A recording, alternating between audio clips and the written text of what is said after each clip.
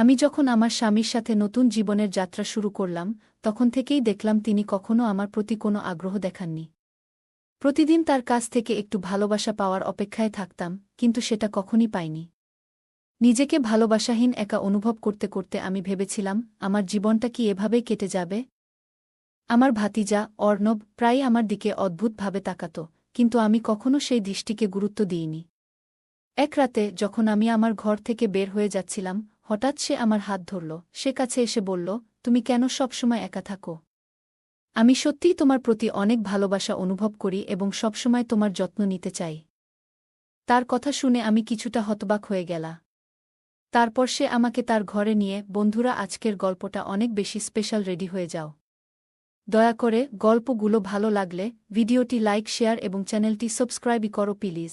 আমি প্রিয়া, আমার বয়স ২৭, এবং মনে হয় আমার জীবনের সবচেয়ে বড় ভুলটা ছিল বিয়ের প্রথম রাতেই আমি বুঝেছিলাম যে সম্পর্কের বাঁধনটা আমার জন্য ছিল না। আমার স্বামী রহিম সব সময় ব্যস্ত থাকত, কখনো অফিসের কাজে, কখনো বন্ধুদের সঙ্গে আড্ডায়। আমি প্রথমে ভেবেছিলাম হয়তো এটা সাময়িক, সে ধীরে ধীরে আমার প্রতি আরও মনোযোগী হবে। কিন্তু সময়ের সাথে সাথে পরিস্থিতি আরও জটিল হতে থাকল। যে রহিমকে প্রথম দেখেছিলাম, তার ব্যক্তিত্ব আর মেধা আমাকে মুগ্ধ করেছিল। মনে হয়েছিল সে আমার জীবনের সেরা সঙ্গী হবে। কিন্তু বিয়ের পর যেন সে একদম অন্যরকম হয়ে গেল। আমি বিষয়টা বোঝার চেষ্টা করলাম। একদিন সাহস করে, যখন রহিম বাড়িতে ছিল, আমি তার কাছে জানতে চাইলাম, আমাদের মধ্যে কি কিছু সমস্যা হচ্ছে? তুমি কেন এত দূরে থাকো? আমার স্বামী বলল, আমি কাজে খুব ব্যস্ত। তোমাকে এটা বুঝতে হবে। তার এই উত্তর আমাকে আরও বিভ্রান্ত করে দিল। আমার মনে চলতে থাকা সন্দেহের জট খোলার জন্য আমি ভাবলাম, আমার শাশুড়ির সাথে কথা বলি। কিন্তু আবার ভয় হল, যদি সে আমাকে ভুল বোঝে। আমার স্বামী সবসময় আমার পাশে ছিল, কিন্তু আমাদের সম্পর্কের ঘনিষ্ঠতার অভাব ছিল। এই শূন্যতার কারণে আমি অজান্তেই আমার স্বামীর বড় বোনের ছেলে অর্ণব এর দিকে আকর্ষণ অনুভব করতে শুরু করলাম। অর্ণব আমাদের বাড়িতে থাকার সময় মাত্র ২১ বছর বয়সী ছিল, কিন্তু তার ব্যক্তিত্ব এবং সৌন্দর্য আমার দৃষ্টি আকর্ষণ করত। তার সহজ হাসি, মিষ্টি কথা এবং ব্যবহার সবই আমাকে তার দিকে টানত। একদিন অর্ণব আমার কাছে এসে বলল, ভাবি, তোমাকে একটু মন খারাপ মনে হচ্ছে। তার কথার আন্তরিকতা আমার মন ছুঁয়ে গেল। আমি হেসে বললাম, সব ঠিক আছে, একটু ক্লান্ত। তখন সে বলল, আপনার যদি কারো সাথে খোলামেলা কথা বলার প্রয়োজন হয়, আমি কিন্তু আছি। তার এই কথায় আমার মনে কিছুটা স্বস্তি এলো।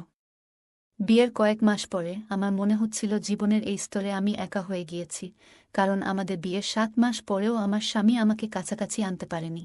একদিন অর্ণব বাড়িতে ছিল, আমি তাকে ঘরের কোথাও দেখতে পেলাম না। সে হঠাৎ এসে বলল, কেমন আছেন চাচি? সদ্য বিবাহিত জীবন কেমন চলছে?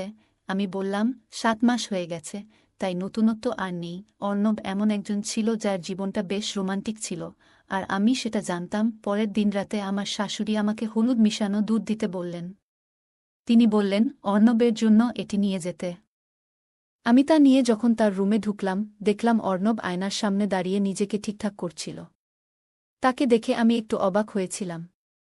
অর্ণব হেসে বলল, চাচি, আমি তোমাকে বিরক্ত করতে চাই না। তুমি যদি কখনো কথা বলতে চাও, আমি এখানে আছি। অর্ণবের কথা শুনে আমার মুখে একটু হাসি ফুটে উঠল, কারণ সে তার চাচির স্বভাব বেশ ভালোভাবেই জানত। আমি জিজ্ঞেস করলাম, কি হয়েছে আজ তোমার? অর্ণব হেসে বলল, স্রেফ একটু ঠান্ডা লেগেছে। ঠান্ডা পানি আর ঠান্ডা পানীয় খাওয়ার পর থেকেই কিছু গরম জিনিস খেলে ভালো লাগবে। অর্ণব তখনও শার্ট না পরেছিল, আর সেটা দেখে সে হেসে বলল, চাচি, আপনি কেন এভাবে চোখ নিচু করে আছেন? আমি মুচকি হেসে বললাম, তুমি একটু খোলামেলা আছো, তাই তোমার সামনে কিছুটা অস্বস্তি লাগছে। আগে শার্ট পরে নাও, তারপরেই আমরা স্বাভাবিকভাবে কথা বলবো। সে শার্ট পরে নিল, এবং তারপর আমাদের কথোপকথন স্বাভাবিকভাবে চলতে লাগল। তার সাথে গল্প করতে করতে প্রায় আধা ঘন্টা কেটে গেল। আমি বললাম, এই হলুদ মিশানো দুধটা তাড়াতাড়ি খেয়ে ফেলো, না হলে ঠান্ডা হয়ে যাবে। অর্ণব একটু মজা করে বলল, চাচি, তুমি এত তাড়াহুড়ো করো কেন? আমার মনে হয় তুমি আমার কথায় একদমই পাত্তা দিচ্ছ না। আমি হেসে বললাম, তোমার চাচা আমাকে ডাকছেন, তাই আমি যাচ্ছি। সেই রাতে আমি যখন আমার রুমে ফিরে এলাম, দেখলাম আমার স্বামী আগেই ঘুমিয়ে পড়েছে। আমরা একই ঘরে থাকলেও আমি মেঝেতে ঘুমাতাম আর তিনি বিছানা। মাঝে মাঝে মনে হতো, আমি সত্যিই কি সঠিক সিদ্ধান্ত নিয়েছিলাম তাকে বিয়ে করার? মধ্যরাতে হঠাৎ মনে হল যেন কেউ আমাদের ঘরের ভেতর থেকে দেখছে। কিন্তু বাইরে এত অন্ধকার ছিল যে আমি কিছুই দেখতে পারলাম না। সেদিন রাতে ঘটনাটি উপেক্ষা করে আমি পরের দিন সকালে কাজে মন দিলাম। রান্নাঘরে কাজ করছিলাম, হঠাৎ দেখি অর্ণব পেছনে দাঁড়িয়ে। আমি অবাক হয়ে বললাম, অর্ণব, এটা কী ধরনের মজা করছ? ভুলে যেও না, আমি তোমার চাচি। নিজেকে একটু শান্ত রাখো। অর্ণব মৃদু হাসি দিয়ে বলল, আমি শুধু একটু মজা করতে চেয়েছিলাম চাচি। জানতাম না যে তুমি এতটা রেগে যাবে। যদিও আমি রেগেছিলাম, তবুও সে আমার সাথে খুব শান্তভাবে কথা বলল। তার সহজ হাসিতে বোঝা গেল সে কেবল একটু মজা করতে চেয়েছিল। তারপর সে বলল, চাচি, সন্ধ্যায় আমরা বাইরে একটু হাঁটতে যাই কি? অনেক দিন বের হইনি। তাই সন্ধ্যায় পার্কে গেলাম। আমরা সেখানে বসে তার কলেজ জীবনের গল্প শুনতে লাগলাম। বেশ কিছুক্ষণ একসাথে সময় কাটালাম। আমরা পরে সিনেমা দেখতে বসি, আর সেখানেই অনেক কথা হলো আমাদের মধ্যে। অর্ণবের কথায় কিছুটা প্রশান্তি খুঁজে পেলাম। আমি নিজেই ভাবছিলাম, কেন আমার স্বামী এমন আচরণ করে না? কখনো কখনো মনে হতো হয়তো আমার স্বামীও একদিন এমন হবে। কিন্তু আমার মা-বাবা আগেই বলেছিল সব কিছু সময় নেবে। তারা বলেছিলেন স্বামী স্ত্রীর সম্পর্ক গড়ে উঠতে সময় লাগে, কিন্তু এতদিনেও তার কোনো পরিবর্তন হয়নি। আমার জীবন যেন অশান্তিতে ভরে যাচ্ছিল, কিন্তু আমার স্বামী কখনো এই বিষয়ে কোনো গুরুত্বই দিলেন না। আমারও স্বপ্ন ছিল, আশা ছিল যে ভালোবাসা পাব, যত্ন পাব। কিন্তু একটি সম্পর্ক যদি সেই ভালোবাসা না পায়, তখন জীবনটা ফিকে হয়ে যায়। সেই সন্ধ্যায়, যখন আমি পূজার প্রদীপ জ্বালাচ্ছিলাম, হঠাৎ প্রবল বাতাস এসে প্রদীপ নিভিয়ে দিল। জানালা খোলা ছিল, তাই বাতাস ঢুকে প্রদীপটি নিভে গেল। অর্ণব তখন বলল, চাচি, আপনি কি আজ কোনো কিছু নিয়ে ভাবছিলেন? তার কথায় আমি চুপ করে রইলাম, আবার প্রদীপটি জ্বালালাম। নিজে নিজে ভাবলাম হয়তো বাতাসের কারণেই এমনটা হল। অর্ণবের চোখে ছিল একটি প্রশ্ন, যেন সে কিছু বলতে চাইছিল, তবে আমি তখনও তার ইঙ্গিত বুঝতে পারিনি। আমি পরের সপ্তাহের কাজগুলো নিয়ে ভাবছিলাম এবং নিজের রুমে চলে এলাম। কিছুক্ষণ পর বুঝতে পারলাম আমার পিরিয়ড শুরু হয়েছে, কিন্তু দুর্ভাগ্যবশত ঘরে কোনো স্যানিটারি প্যাড ছিল না। আমার স্বামী তখনও বাড়িতে ছিলেন না, তাই আমি নিজেই মেডিকেল স্টোরে যেতে বাধ্য হলাম। মেডিকেল থেকে যখন স্যানিটারি প্যাড নিয়ে ফিরছিলাম, হঠাৎ শুনলাম কেউ বলছে, তুমি জানলে না যে তোমার পিরিয়ড শুরু হয়েছে? এসব কথা আমার শাশুড়ি বলছিল অনেক রাগ হয়ে। কারণ আমি এই অবস্থায় পূজার প্রদীপ জ্বালিয়েছিলাম আর পূজা করেছিলাম। আমি অবাক হয়ে গেলাম, কারণ সত্যিই তখন আমি তা জানতাম না। এই মন্তব্য শোনার পর মনের মধ্যে এক ধরনের কষ্ট অনুভব করলাম। রুমে ফিরে আসার পর পেটের ভীষণ ব্যথায় কষ্ট পাচ্ছিলাম, কিন্তু মনটাও ভারী হয়ে গেল ওই কথাগুলো মনে করে। আমার চোখ থেকে অজান্তেই জল গড়িয়ে পড়ছিল। কিছুক্ষণ পর আমার স্বামী বাড়িতে ফিরল। আমি আশা করছিলাম সে আমাকে কিছুটা সান্ত্বনা দেবে, কিন্তু সে কোনো কথা না বলে ছাদে চলে গেল। তবে অর্ণব এ সময়ে তার দাদিকে বুঝিয়ে বলল, দাদি, এমন সময়ে দুঃখ না দিয়ে বরং তাদের পাশে থাকা উচিত। অর্ণব এর কথাগুলো শুনে আমি অবাক হলাম, কারণ তার কণ্ঠে ছিল সত্যিকারের উদ্বেগ। তার আন্তরিক কথাগুলো আমাকে কিছুটা শান্তি এনে দিল। সে তার দাদিকে বলল, আমাদের উচিত একে অপরের পাশে থাকা, তাদের ভুল খুঁজে না বের করা। আমি মনে মনে ভাবছিলাম, যদি আমার স্বামীও এমনভাবে আমাকে সমর্থন করত। অর্ণবের কথা শুনে মনে একটু প্রশান্তি এলো, কিন্তু সেই সময়েই তার দাদির গলা শুনে অর্ণব আমার রুম থেকে বের হয়ে গেল। সেই রাতে আমার স্বামী কোনো কথা না বলেই চলে গেলেন। আমি ভাবছিলাম, হয়তো আমি কোথাও ভুল করেছি। গভীর রাতে যখন আমি বাইরে বসেছিলাম, হঠাৎ অর্ণব আমার কান্নার আওয়াজ শুনে তার রুম থেকে বেরিয়ে এলো। সে আমার হাত ধরে তার রুমে নিয়ে গেল এবং আমাকে শান্তভাবে তার বিছানায় বসাতল। আমার চোখের জল তখনও থামছিল না। অর্ণব আমার সামনে হাঁটু গেড়ে বসে বলল, চাচি, আপনি কেন কাঁদছেন? তার কথায় আমার মন কিছুটা শান্ত হল এবং তার আন্তরিকতায় আমি মুগ্ধ হয়ে গেলাম।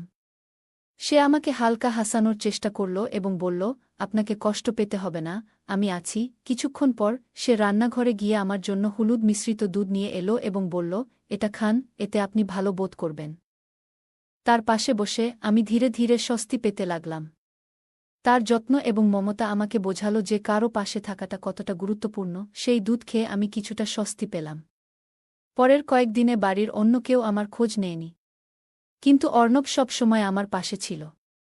সে প্রতিদিন আমাকে খোঁজখবর নিত, আর আমিও ধীরে ধীরে তার কাছে মানসিকভাবে আরও নিরাপদ বোধ করছিলাম। রাতে যখন সবাই ঘুমিয়ে যেত, অর্ণব আমার জন্য আবার হলুদ মিশ্রিত দুধ আনত এবং বিভিন্ন মজার গল্প বলে আমাকে খুশি রাখার চেষ্টা করত।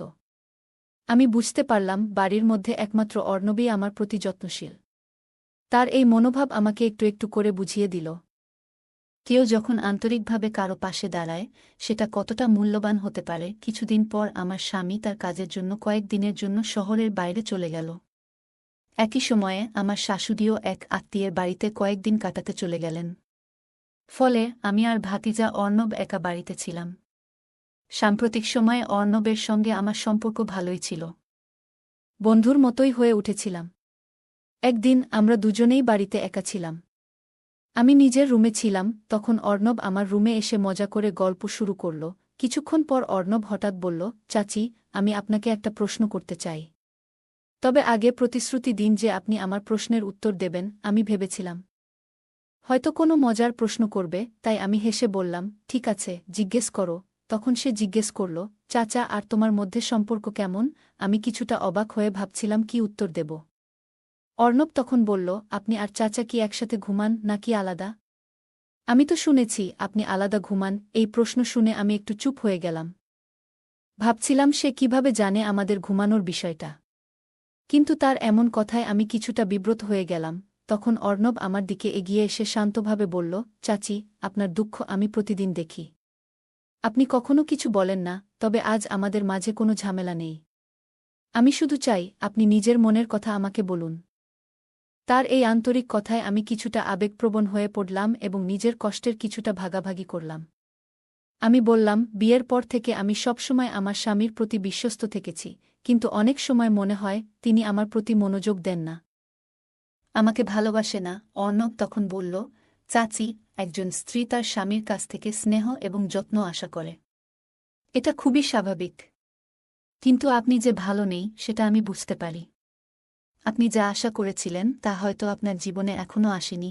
একজন স্ত্রী হিসেবে জীবনে ভালোবাসা ও যত্নের যে অভাব ছিল, সেটি আমি খুবই গভীরভাবে অনুভব করতাম। হঠাৎ করেই অর্ণবের আচরণে আমি একদিন চমকে উঠলাম।